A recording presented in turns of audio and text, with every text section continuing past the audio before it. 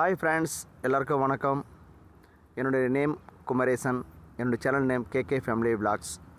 இது எந்த ரோடுன்னா, நம்ம வேப்பம்பட்டிலேருந்து அரண்வாயிலுக்கு வர ரோடு.